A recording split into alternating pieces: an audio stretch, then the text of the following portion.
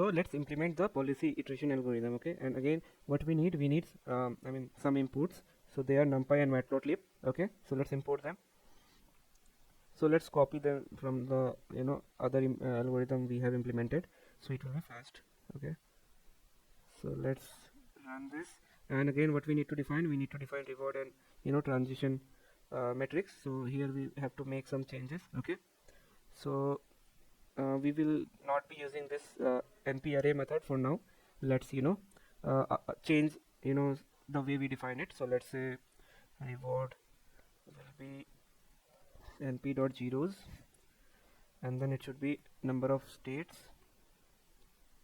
comma number of actions, comma number of states again. Okay, now before that we need to also define what is the number of state and action.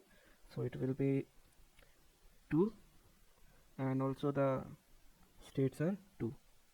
Okay, now after that, let's run a for loop.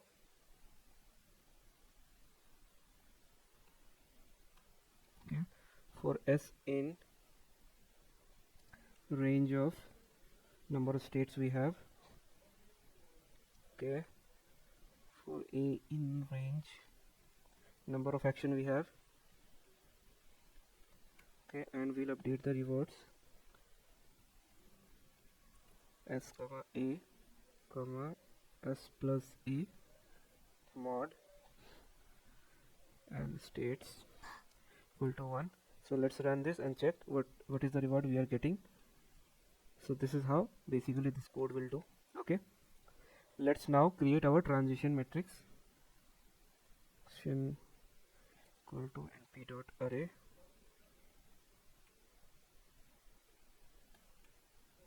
Okay, so since we have 2 action 2 states, we have to create list of 2,2 arrays. Okay, I mean item should be 2. So remember I have told you guys that for each list, the sum should be not greater than 1, not less than 1. Okay, so let's say 0.8 comma 0.2.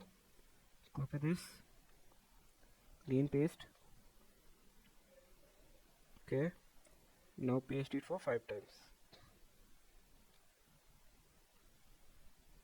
Now we'll change the value inside it.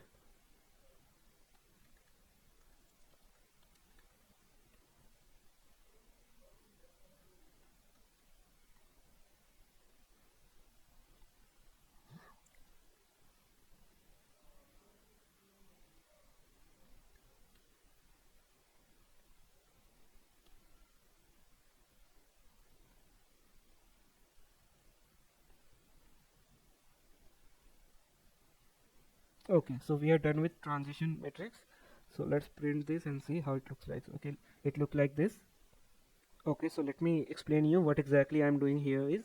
So here transition is the 3-dimensional numpy array that defines the transition probability from one state to another for each possible action. So the first dimension of transition represents the current state, second represents the action taken, and third represents the resulting state. Okay, now for example there is a transition of, let's say, 0, 0, 0. Okay, so I mean this is the probability of transitioning from state 0 to state 0 to state 0 when taken action equal to 0. Similarly, when transition is 0, 0, 1, then the probability of transitioning from state 0 to state 1 will be action that 0 has been taken. Okay, so when action 0 is taken in state 0, there is 80% chance of staying in state 0 and 20% chance of moving to state 1. Okay, so when action 0 is taken in state 1, okay, there is 10% chance of moving to state 0, 90% chance of staying in state 1. Similarly, in other example, okay, so when action 1 is taken in state 0, there is 70% chance, okay, of moving to state 1 and 30% chance of moving to state 2. Okay, similarly, when taken action 1 in state 1, there is 40% chance of moving to state 0 and 60% chance of staying in state 1. Similarly, the let's say this one, the third one, when you take action 2, okay, So I mean, when you take the action 2 in state 2, there is 60% chance of staying in state 2, 40% chance of moving to state 3. Similarly, when action 2 is taken in state 3, okay, there is 20% chance, okay, 30% chance, um, a 30% chance of moving to state 2, and 70% chance of staying in state 3. Okay, so hope you guys understood how to explain this transition probability. Now we'll move to the coding part, main coding part, where we will write the policy iteration algorithm. Also, since we have only two action, we can just drop this part. I mean, up till 2 is okay, we can work with it. So next we have is the algorithm. Okay, so let's okay, before we jump into algorithm, let's define our some of the variable that is needed to define. That is, first of all, gamma. Okay, gamma equal to 0.9. Then what we will get from the the function is policy comma value. So we'll call the policy iter function, and then what we will pass, transition. Okay, then we will pass rewards, then we'll pass gamma, and we have states and action as well, like number of states and number of actions. Okay, and then we will print out. Let's take this. Okay, so we will get our optimal converged policy.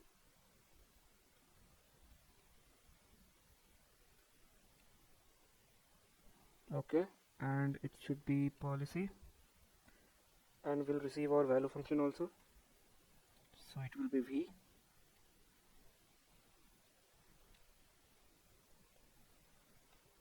Now let's create the function. Okay, so here it will be, let's copy this part, write def. Okay, so we can start here.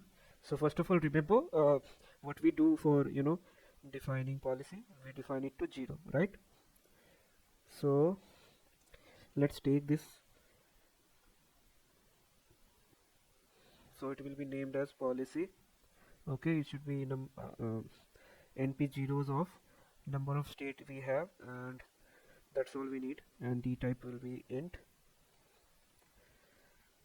Okay, next we have to define our value function also. Okay, so let's name it v, and it should be also np zeros of number of states. Here we don't need to give the data types. Okay, now let's so we have two steps, right? First is policy evaluation, and second is improvement. So let's write the policy evaluation step. Okay,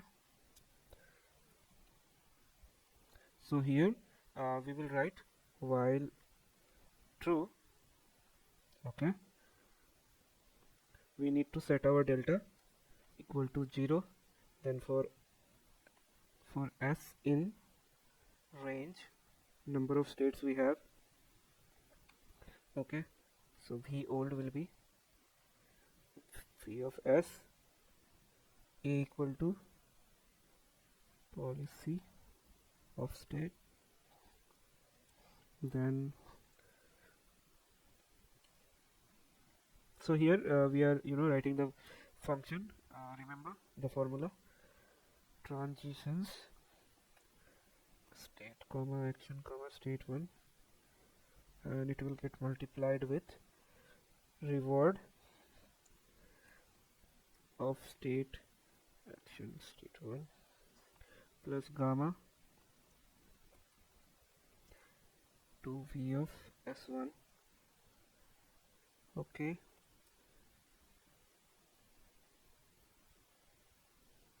for in range of number of state. Okay, and we'll update the delta.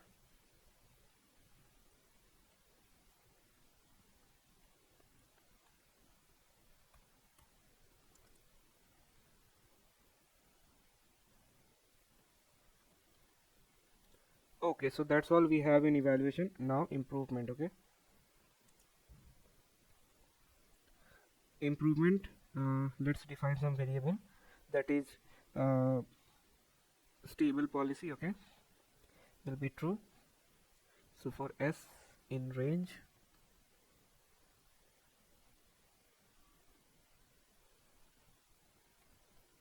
n states. Okay, old policy equal to the policy of S.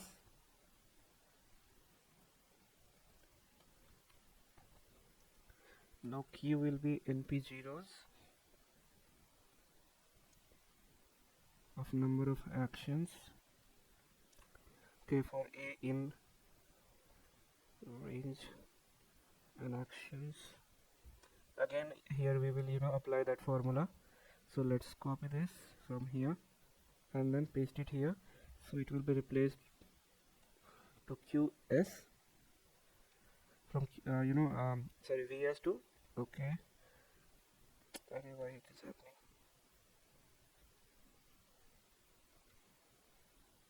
Okay, so it will be Q of A. Okay, it will be sum of transitioning from state actions.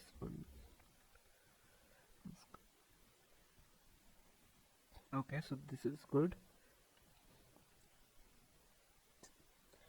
Now we'll define the policy of S as a greedy, which means we'll take the max index or max of Q. Then if policy S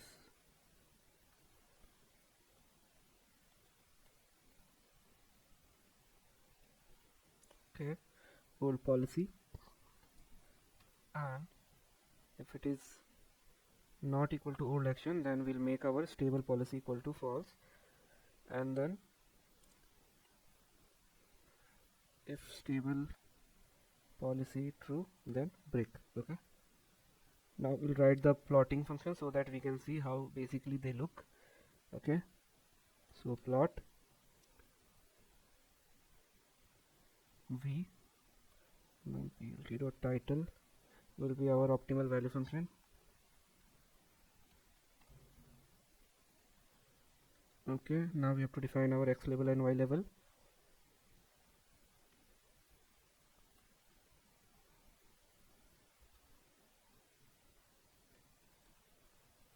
It will be our value and plt dot show. Also we need to return our policy NV. Okay, not like this. Okay, yeah, so we are good with our policy iteration function, and we have some error. Okay,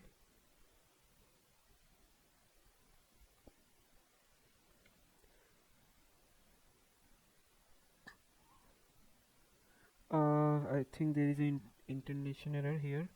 Okay, let me fix it. Stable policy should break, but not here.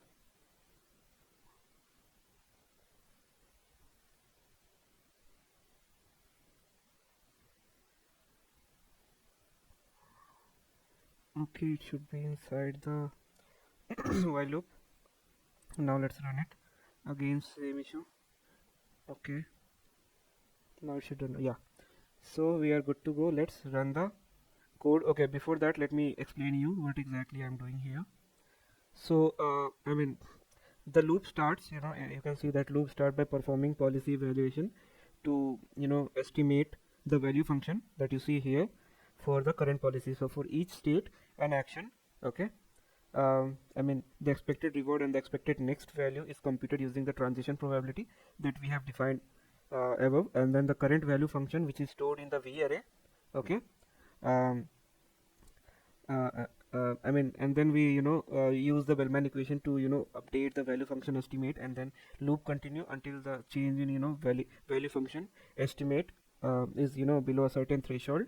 Once the value function estimate are obtained, okay, I mean, the policy improvement step is performed for each state S, and the expected value for each action A computed using the transition probability and the current value function estimate. Okay, and the policy is updated to choose the action which has highest expected value for each state. If the updated policy is same as old policy for every state, the loop terminates and the optimal policy is returned. Now again, there is one thing, that is delta. So basically, in the context of policy iteration, delta is used to check for convergence during policy evaluation. So the policy evaluation, obviously we know that it calculate the value function v, So when we iteratively update the value for value of v until convergence. So when the convergence criterion is maximum difference between the old and new value of v is less than some threshold. So in our case is very low. It's like close to 0. So you can see that the delta variable initialized to 0 at the beginning for of each policy evaluation, and then it then updated for each state as the maximum difference between the old and the new value of v for that state. So once the state value has been updated, if the maximum delta value is less than the converged threshold, then the policy evaluation step considered to have converge, and then algorithm proceed to improvement state. Okay, and that is what basically delta is checking here. So hope we are clear with everything here. Now let's run the code. Okay, so we have some error.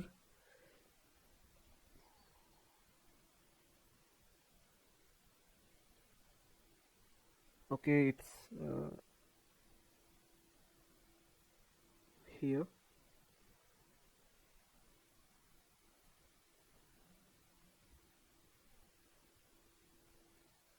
Yeah, so we can see that um, our value function is converged. Okay, so what this basically saying is the converge optimal policy is obviously the array of size equal to the number of state in the environment. So the value of each index of this array represent optimal action. Okay, and action to take in that state. So in the output we have 0 comma 1. So first index is 0, correspond to optimal action in state 0, and the second index is 1, correspond to optimal state in action in state 1. So the converge value function we see here is 0 comma 1, and the value function value at each index of array represent expected a long-term reward, or you can say the value. So for taking optimal action in that state, the output we have is this particular two values, 1.52 and 1.38. The first value represents the expected long-term reward for taking the optimal action in state 0, and the second value represents the expected long-term reward for taking the optimal action in state 1. Okay, so hope it is clear. For state 1, our expected long-term reward is this. For state 0, our expected long-term reward is this. Okay, now you can change some the transition matrix, and update something with different values, and you will see that again the graph will change, and the optimal policy as well as the value function will change, and you can keep iterating and see the changes, how it basically converge. Okay, so hope you guys understand the policy iteration. Next we will move to value iteration method. Okay, thank you.